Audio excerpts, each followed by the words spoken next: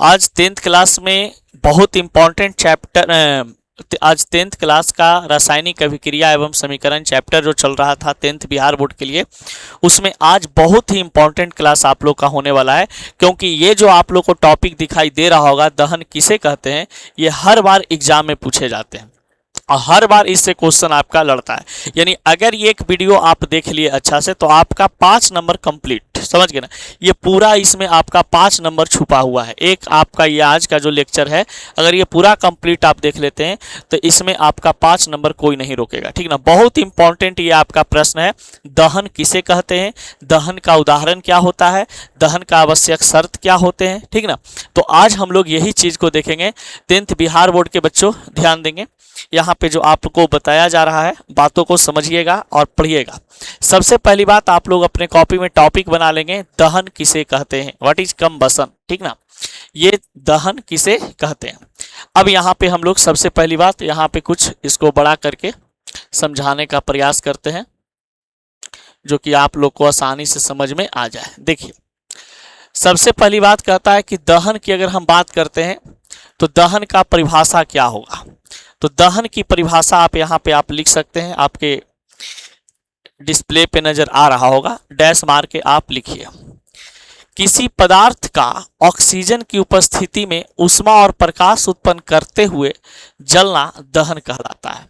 यानी कि दहन एक प्रकार का प्रक्रिया होता है। आप इसको ऐसे भी लिख सकते हैं कि दहन एक प्रक्रिया होता है, एक प्रक्रिया होता है जिसमें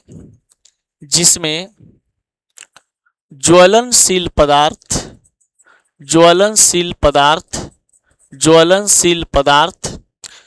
वायु के उपस्थिति में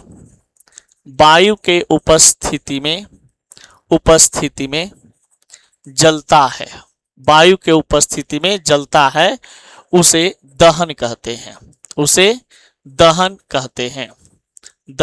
कहते हैं, ठीक ना। ये डिफिनेशन आप लिख सकते हैं, नहीं तो फिर आपके पास ये डिफिनेशन भी चलेगा।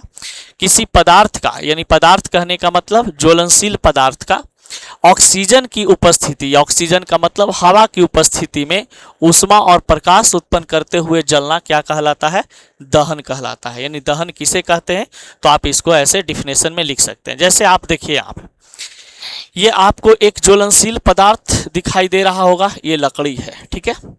अब ये ज्वलनशील पदार्थ है, लकड़ी है जो एक प्रकार का क्या चीज है बाबू, आपका ज्वलनशील पदार्थ है, ज्वलनशील पदार्थ है।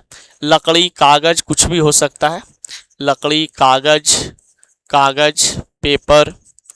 पेपर, एलपीजी, ठीक ना, बहुत सारे ऐसे चीज होते हैं ज्वलनशील पदार्थ के रूप में, कपड़ा, ये सब होता है। अब बताइए, इसके चारों तरफ क्या चीज की उपस्थिति है, तो इसके चारों तरफ आप देख सकते हैं कि इसको चारों तरफ हवा की उपस्थिति है। यानी कि यहाँ पे आपके पास ये वायु है, ये क्या चीज है, वायु है। वायु कहने का मतलब होता है बाबू ऑक्सीजन। जहां पे वायु की बात करें, ऑक्सीजन की उपस्थिति, तो यहाँ पे आपको चारों तरफ ऑक्सीजन दिखाई दे रहे हैं। तो जब कोई ज्वलनशील पदार्थ ऑक्सीजन के उपस्थिति में जलता है, ये जल रहा है, तो इस प्रक्रिया को हम लोग क्या कहते हैं, दहन कहते हैं। यानी किसी पदार्थ का जलना दहन कहलाता है, ज्वलनशील पदार्थ का ही जलना। अब ऐसा थोड़ी ना ईटा बालू ये सब आपका जलेगा, क्योंकि ईटा बालू पत्थर ये सब क्या है, अज्वलनशील पदार्थ है। तो अज्वलनशील पदार्थ जल्दी जलते नहीं है। तो वैसा पदार्थ जो जलता नहीं है, उसको, जिसमें दहन की क्रिया नहीं होती है, उसे हम अज्वलनशील पदार्थ कहते हैं। और जो पदार्थ जलता है, जिसमें दहन की क्रिया होती है, उसको हम क्या कहते हैं, दहनशील पदार्थ या ज्वलनशील पदार्थ कहते हैं। जैसे आपके पास कागज हो गया, कपड़ा हो गया, लकड़ी हो गया, एलपीजी गैस हो गए, समझ गए ना। तो ये सभी चीज जो है, जो जलने वाला होता है, पेट्रोल हो गया, किरासन तेल हो गए, ये सब ज्वलनशील पदार्थ है, ठीक ना। अब देखिए, अब कहा जाता है कि दहन के समय क्या होता है। अगर कोई ज्वलनशील पदार्थ जलता है, तो ज्वलनशील पदार्थ जलने पर क्या होते हैं, यानी कि दहन का समय क्या होता है। क्वेश्चन आपके पास यहाँ पे है, दहन के समय क्या होता है। देखिए, जब किसी पदार्थ को आप जलाते हैं, तो जलाने पर कहा जाता है कि वो दहन की क्रिया में तो आता ही है। तो जब कोई पदार्थ जलता है तो सबसे पहली बात है, पहला पॉइंट आपका, कि पदार्थ ऑक्सीजन के साथ मिलकर जलता है। कोई पदार्थ ऐसे ही नहीं जल सकता है, कोई पदार्थ ऑक्सीजन के साथ मिलकर जलता है। तो दहन के समय क्या होता है, तो दहन के समय पदार्थ ऑक्सीजन के साथ मिलकर जलता है। दूसरा पॉइंट इसमें आपका आता है, ऊष्मा एवं प्रकाश निकलते हैं। यानी कि जब कोई पदार्थ को आप जलाते हैं तो उससे आपको प्रकाश निकलेगा, ऊष्मा निकलेगा, गर्मी निकलेगा, लाइट निकलेगा। तो ये दहन में ऐसा देखने को मिलता है। फिर कहा जाता है कि जब किसी पदार्थ को आप जलाते हैं, दहन की क्रिया में भाग लेता है, तो वो नए पदार्थ का निर्माण करता है ऑक्साइड के रूप में। जैसे आप कार्बन को जलाइएगा ऑक्सीजन की उपस्थिति में, तो कार्बन डाइऑक्साइड या कार्बन मोनोऑक्साइड गैस निकलता है। तो ऑक्साइड गैस निकलेंगे, क्योंकि कोई भी पदार्थ जो है वो ऑक्सीजन की उपस्थिति में जल रहा है, तो पदार्थ का ऑक्साइड बनाएगा ही बनाएगा। जैसे आप लकड़ी है, लकड़ी, कागज, पेट्रोल, किरासन तेल, ईंधन, ये सब कुछ आप जलाते हैं, तो जितना ये सब आपका होता है, लकड़ी, कागज, आपका फ्यूल वगैरह, ये सब में कार्बन की उपस्थिति होती है। कार्बन को जब ऑक्सीजन से अभिक्रिया कराएंगे, यानी कि ऑक्सीजन की उपस्थिति में जलाएंगे, तो उस कार्बन का ऑक्साइड बना देगा, कार्बन डाइऑक्साइड बनाएगा या तो कार्बन मोनोऑक्साइड बनाएगा, जो कि गैस बन करके बाहर उड़ता रहेगा। चलिए बाबू, अब दहन का उदाहरण यहाँ पे आता है कि दहन का उदाहरण क्या क्या है। तो आप देख सकते हैं दहन के उदाहरण में आपके पास यहाँ पे दिखाई दे रहा होगा, आपको वहाँ पे लिख देना है कि दहन का उदाहरण। तो आप ऐसे टॉपिक बना करके भी लिख सकते हैं या क्वेश्चन बना के भी लिख सकते हैं, दहन के उदाहरण क्या होते हैं या कौन कौन होते हैं। तो पहला नंबर में लिख देना है मोमबत्ती का जलना, लकड़ी का जलना, कागज का जलना, एलपीजी गैस का जलना, पटाखे का जलना, ये सब जो है क्या चीज़ है, ये सब दहन का उदाहरण है। मोमबत्ती का जलना भी दहन होता है, लकड़ी का जलना भी दहन होता है, कागज का भी जलना दहन होता है, बोरा का भी जलना दहन होता है, आदमी का जलना भी दहन होता है, एलपीजी गैस का जलना भी दहन है, पटाखे का जलना दहन है। यानी किसी जो कोई पदार्थ जल रहा है, लहर सकता है, उसको हम क्या कहते हैं, दहन कहते हैं। ठीक ना। चलिए अब बढ़ते हैं आगे। यहाँ पे दहन से रिलेटेड कुछ बात बताता है, नोट में इसको आप लिख लेना, मुख्य बिंदु है, इसको आप नोट में ऐसे करके लिख लेना। ठीक है, नोट में, नोट पॉइंट में पहला नंबर, दहन एक रासायनिक अभिक्रिया होती है। सही बात है, दहन एक प्रकार की कैसी अभिक्रिया होती है, तो रासायनिक अभिक्रिया होती है, क्योंकि ये रासायनिक पदार्थों के मदद से जलता है, ऑक्सीजन की उपस्थिति में जल रहा है। रासायनिक पदार्थ आपके पास लकड़ी, पेट्रोल, कोयला, ये सब की उपस्थिति होती है, तो ये सब रासायनिक पदार्थ है। तो दहन की क्रिया जो है एक रासायनिक अभिक्रिया होता है। ठीक ना। कहा जाता है नेक्स्ट, ये क्वेश्चन इंपॉर्टेंट है VVI, दहन किस प्रकार की अभिक्रिया होती है, तो ऊष्माक्षेपी अभिक्रिया होती है। ऊष्माक्षेपी, ऊष्माक्षेपी मतलब ऊष्मा को फेंकने वाला, समझ गए। यानी कि जब दहन की क्रिया होगी तो उससे ऊष्मा निकलता है, तो ऊष्माक्षेपी अभिक्रिया हो गई। और यहाँ पे फिर बोलता है कि दहन में ऊष्मा और प्रकाश निकलते हैं। सही बात है, तो बोलता है कि वह कौन सी ऐसी प्रक्रिया है जिसमें ऊष्मा और प्रकाश निकलते हैं। तो आपको आंसर बताना होगा कि दहन एक ऐसी प्रक्रिया है जिसमें ऊष्मा और प्रकाश निकलते हैं। ठीक ना। नेक्स्ट है बाबू, दहन के लिए कितने आवश्यक शर्त होते हैं, ये पॉइंट भी आप नोट कर लेना। ये दूसरा नंबर पॉइंट, ये तीसरा नंबर पॉइंट, ये चौथा नंबर पॉइंट।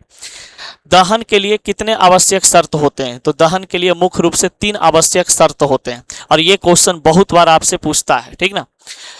देखिए, दहन के लिए 3 आवश्यक शर्त है, जिसमें आपको पता होना चाहिए कि ज्वलनशील पदार्थ एक होना चाहिए, यानी कि जैसे लकड़ी, कागज, कोयला, ये सब ज्वलनशील पदार्थ होना चाहिए।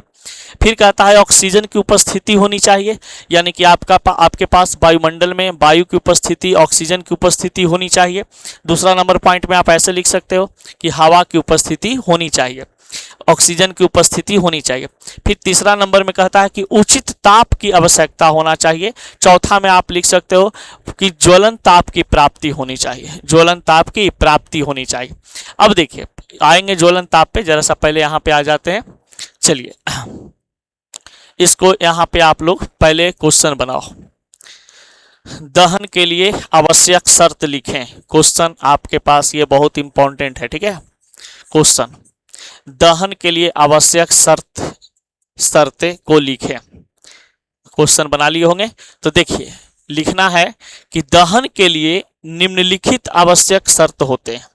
इसमें 3 आता है। पहला पदार्थ किसी पदार्थ का दहन होने के लिए तीन चीजों का होना आवश्यक है। एकदम बढ़िया से लिख लो इसको डैश मार के। किसी भी पदार्थ का दहन होने के लिए तीन चीजों का आवश्यक होना जरूरी है, जिसमें पहला नंबर में आता है ज्वलनशील पदार्थ होना चाहिए।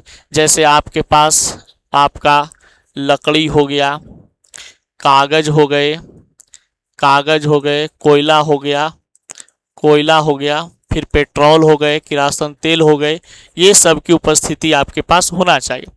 दूसरा में कहता है ऑक्सीजन की उपस्थिति, यानी कि हवा की उपस्थिति होना चाहिए, हवा की उपस्थिति होनी चाहिए। तो यहाँ पे आप लिख सकते हैं हवा की उपस्थिति होनी चाहिए। फिर कहता है उचित ताप की आवश्यकता होती है और अलग अलग ज्वलनशील पदार्थ को जलाने के लिए अलग अलग ताप की जरूरत पड़ती है, अलग अलग ज्वलन ताप की जरूरत पड़ती है। अब क्वेश्चन आता है कि ज्वलन ताप किसे कहते हैं? तो ज्वलन ताप कहा जाता है कि वह न्यूनतम ताप जिस पर कोई ज्वलनशील पदार्थ जलना शुरू कर देता है, दहन की क्रिया होने लगती है, उस ताप को ज्वलन ताप कहते हैं। यानी कि ज्वलन ताप की अगर बात करें तो आप आसानी से समझ सकते हैं, लिख भी सकते हैं कि ज्वलन ताप वैसा ताप होता है जिस पर कोई ज्वलनशील पदार्थ जलना शुरू कर देते हैं, दहन की क्रिया करना शुरू कर देते हैं, और अलग अलग ज्वलनशील पदार्थों का अलग अलग ज्वलन ताप होता है। जैसे कागज को आपको लहराना है, तो एक छोटा सा पेपर को लहराना है, जलाना है, तो आप क्या करिएगा? आप माचिस का तीली लेंगे, तुरंत आपका वो लहर जाएगा। लेकिन मान लीजिए एक लकड़ी है, अब उस लकड़ी को जलाना है, समझ गए? अब बताइए कि मोटा लकड़ी है, इतना मोटा, उसको तुम कितनों माचिस बारोगे तो लहरेगा? नहीं लहरेगा, उसका ज्वलन ताप अलग है। मान लीजिए आपके पास कोयला है, ठीक ना, तो कोयला को जलाने के लिए आप कितनों माचिस बारोगे तो लहरेगा? नहीं, क्योंकि उस पदार्थ का ज्वलन ताप ज्यादा है, उसके लिए कुछ और बड़ा सोर्स चाहिए उसको जलाने के लिए, ठीक ना। तो ये चीज होता है। तो ये दहन के लिए आवश्यक शर्त तीन होते हैं, याद कर लेना। पहला नंबर में ज्वलनशील पदार्थ की उपस्थिति होनी चाहिए, दूसरा है जो ऑक्सीजन की उपस्थिति, तीसरा है जो उचित ताप की, ठीक ना। अब इसी में क्वेश्चन आपको होता है ज्वलन ताप। देखिए यहाँ पे सबसे पहली बात ये कहता है कि आवश्यक शर्त में यहाँ पे आप इस प्रकार से डायग्राम भी बना सकते हैं। नीचे में आपका हो गया ईंधन, फिर कहा जाता है चारों तरफ आपका हवा होगा, फिर आपके पास कुछ टेम्परेचर होंगे लहराने के लिए, फिर ये जलना शुरू हो जाएगा और दहन की क्रिया हो जाएगा, ठीक ना। चलिए अब बढ़ते हैं आगे।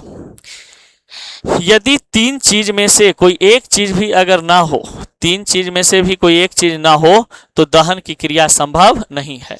अगर ये तीन चीज में से कोई एक चीज भी नहीं होता है तो दहन की क्रिया संभव नहीं होगा, ठीक ना।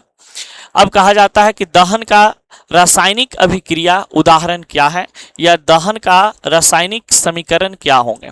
तो यहाँ पे आप क्वेश्चन लिख लो, दहन के रासायनिक अभिक्रिया का उदाहरण या समीकरण, ऐसे लिख सकते हो। अब देखिए, जब कोई कार्बन को, आपको पता है कि जितने भी ज्वलनशील पदार्थ होते हैं उसमें कार्बन की उपस्थिति होती है, चाहे लकड़ी हो, कागज हो, कोयला हो, ईंधन हो, तेल हो, पेट्रोल हो, किरासन तेल हो, कुछ भी, उसमें कार्बन की उपस्थिति होती है। तो कार्बन को ऑक्सीजन की उपस्थिति में हम जला रहे हैं, यानी कि वायु की उपस्थिति में अगर हम जला रहे हैं तो कार्बन वायु के साथ मिल करके ये बना देता है कार्बन डाइऑक्साइड, ऊष्मा और प्रकाश निकलते हैं। बात सही है कि नहीं? जब किसी कागज को आप जलाते हैं, अंधेरा आपका रूम है, हवा की उपस्थिति है रूम में, कार्बन डाइऑक्साइड उससे धुआं निकलता है, साथ साथ में ऊष्मा निकलता है, गर्मी निकलता है, जैसे आग जल रहा है यहाँ पे, तो हम लोग क्या कर सकते हैं, यहाँ पे पूरा हीट एब्जॉर्ब कर लेगा, मतलब रिफ्लेक्ट कर देता है। फिर प्रकाश भी निकलता है, इंजोरा कर देता है कि नहीं कर देता है। मान लो अंधेरा कमरा में हम माचिस के तिल्ली जलाएं तो लाइट होता है हल्का सा, उसमें से गर्मी भी निकलता है, फिर उससे हल्का सा धुआं भी निकलता है, तो ये होते हैं। अब देखिए C+O2 CO2 ऊष्मा प्लस हीट, ये जो है आपका रासायनिक अभिक्रिया है किसका, तो रासायनिक अभिक्रिया है दहन का, ठीक ना। रासायनिक समीकरण है, ये रासायनिक पूरा अभिक्रिया हो गया, ठीक ना, यहाँ से यहाँ तक। तो आप इसको याद कर लेंगे कि जब किसी कार्बन को वायु की उपस्थिति में जलाते हैं तो कार्बन डाइऑक्साइड, ऊष्मा तथा प्रकाश बाहर निकलता है। इस प्रक्रिया को हम दहन की रासायनिक अभिक्रिया या समीकरण के नाम से जानते हैं। कोई दिक्कत? चलिए अब बढ़ते हैं आगे। चलिए इसको लिख लेंगे, इस सब को बस टाइम पास करने के लिए नहीं, ये सब बता रहे हैं हम, ठीक ना। चलिए ये हो गया आपका पूरा दहन से रिलेटेड आपका बातचीत। ये पूरा हो गया दहन से रिलेटेड आपका क्या चीज, बातचीत। और ये 10th क्लास में बहुत इंपॉर्टेंट है, यहाँ से क्वेश्चन आपका पूछे जाते हैं, ठीक ना। अगला क्लास हम लोग बात करेंगे ज्वाला से, कि ज्वाला किसे कहते हैं, मोमबत्ती का ज्वाला कितने प्रकार के होते हैं, ज्वाला कितने प्रकार के होते हैं, ज्वाला का क्या काम होता है, ज्वाला का क्या रंग होते हैं, ये भी इंपॉर्टेंट पॉइंट है। तो हम लोग नेक्स्ट क्लास की ओर मूव करते हैं, ज्वाला से संबंधित आगे बात करेंगे, ठीक ना।